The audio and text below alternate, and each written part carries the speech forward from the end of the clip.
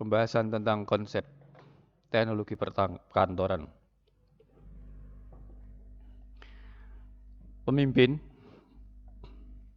ini akan berdiri di belakang atau di atas yang selalu mengatur untuk seluruh kegiatan yang terkait dengan karyawan, dengan keuangannya, dengan arsip datanya, dengan humas hubungan keluar, dan investasinya kemana dia harus sekarang, besok, dan yang akan datang, dan kekayaan yang ada terlihat atau yang tidak dalam bentuk barang ataupun dalam bentuk apalagi ya, dan lain-lain. Jadi dia berpikir banyak sekali yang harus dikerjakan.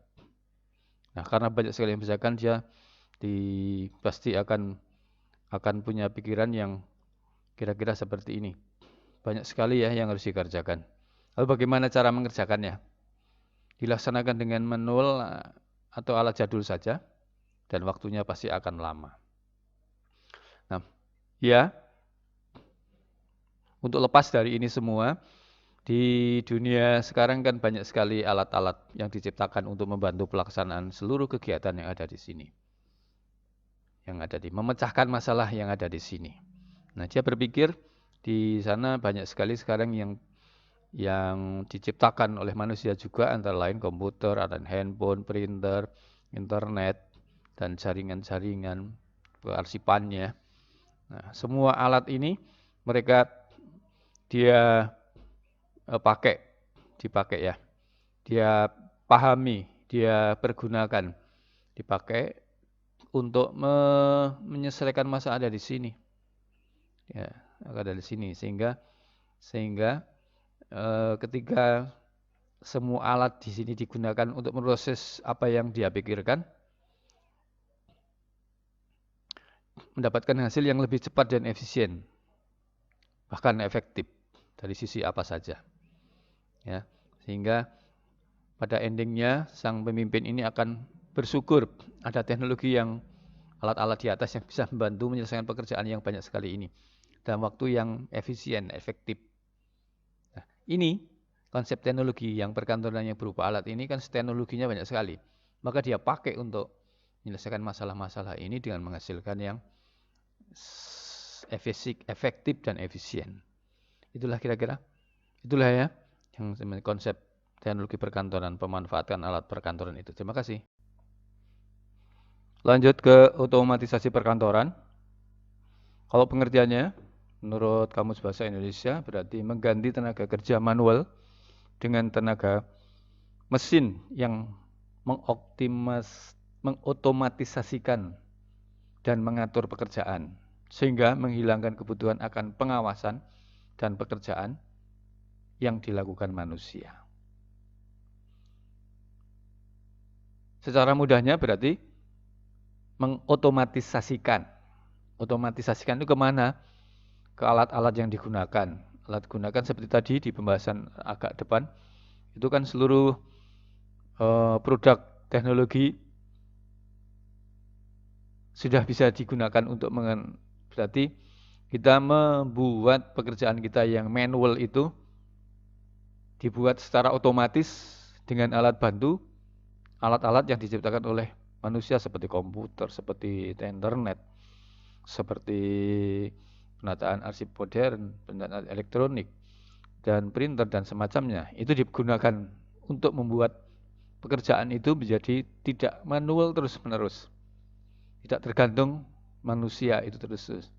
Sifatnya tidak menggantikan, tapi hanya melengkapi atau membantu manusia atau karyawan yang bekerja di situ untuk menghasilkan pekerjaan yang lebih efektif, efisien.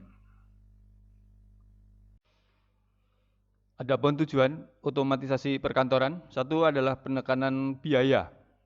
Jelas, kalau semuanya dilakukan secara efektif dan efisien karena otomatisasi peralatan, maka seluruh biaya itu akan lebih efektif dan efisien.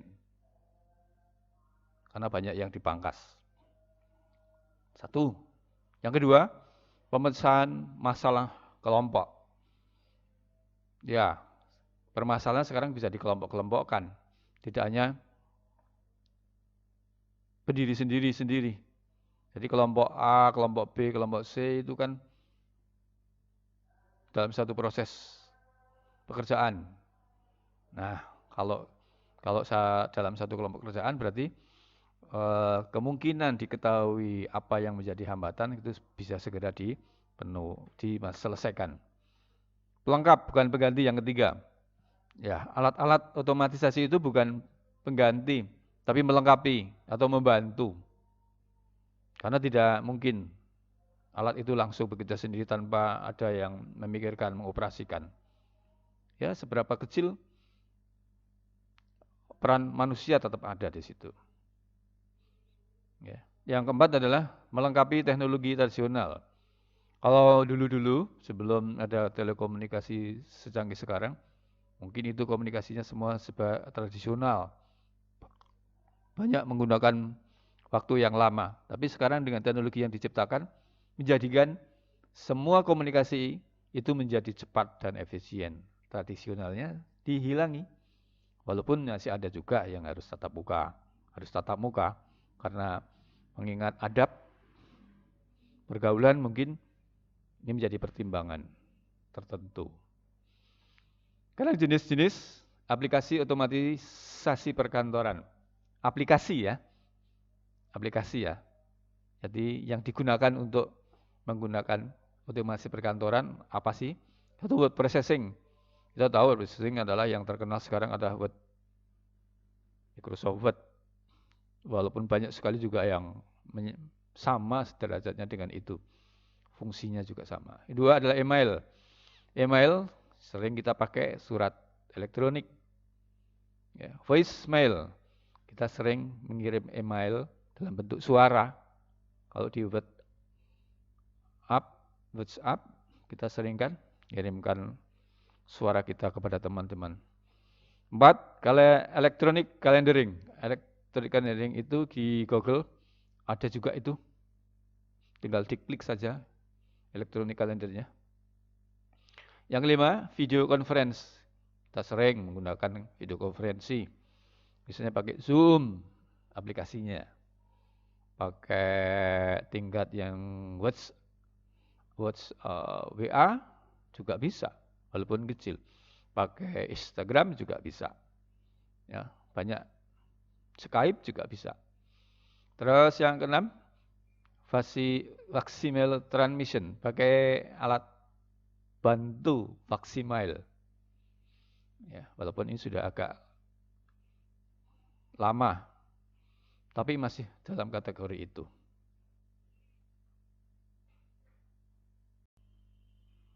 Apa bedanya kantor konvensional dan virtual office atau kantor maya?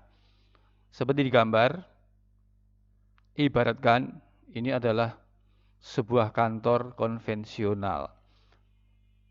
Di situ ada kursinya, ada mejanya, ada komputernya, ada teleponnya.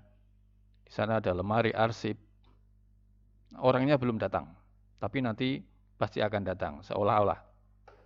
Berarti kalau kantor konvensional adalah seluruh orang, seluruh sarana prasarana, seluruh data, dan seluruh kegiatan dilakukan di suatu tempat. Dalam hal ini, misalnya saya ambil contoh di Makassar. Semuanya dikerjakan pada suatu tempat di sini. Apapun bidang pekerjaannya. Ya. Itulah kantor konvensional. Kalau kita bedakan dengan kantor maya, kalau kita dengar kata-kata maya, seolah-olah kita nggak punya apa-apa ya di dunia ini. Adanya di awang-awang, langit. Tapi coba kalian perhatikan yang disebut dengan kantor maya. Server atau kantor pusatnya, saya ambil contoh di Surabaya. Di Surabaya itu pasti punya tempat kan untuk menaruh ini servernya. Kalau dia di kantor pusatnya di sana. Atau mungkin di sini ada lembaga yang menamakan diri dengan Virtual Office. Banyak sekali sekarang yang sudah muncul. Kita ambil tempatnya di Surabaya. Dia punya tempat juga kan? Punya orang, punya sarana dan prasarana.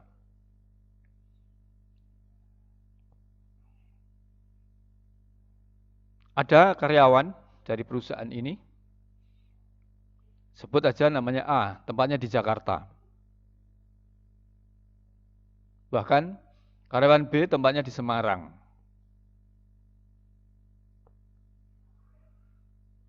Dia mengirim data dari Jakarta ke Surabaya lewat internet. Yang di Semarang juga mengirim data lewat internet. Artinya, seluruh pekerjaan yang dikerjakan oleh beberapa karyawan yang tidak berada dalam satu tempat untuk mengirim datanya ke pusatnya, servernya di Surabaya menggunakan internet, artinya mereka kerja juga kan punya tempat, ini juga punya tempat, punya alat, sarana prasarana, punya juga ini sarana prasarana. Ada orangnya, ada orangnya. Jadi apa yang membedakan? Nah, kalau saya sih, pendapat saya, kantor Maya adalah kantor yang cara bekerjanya, keseluruhan dari para karyawan, sarana prasarana tidak harus berada satu tempat. Bisa di tempat lain, bisa dengan pengiriman keluar masuk data melalui fasilitas internet. Jadi ada juga fasilitas sarana prasarana orang, tempatnya. Karena yang membedakan ini kerjanya ada di sini semua. Kalau di ini kerjanya tidak hanya dalam satu tempat. Semua dilakukan lewat internet. Silakan subscribe, like, dan share. Terima kasih.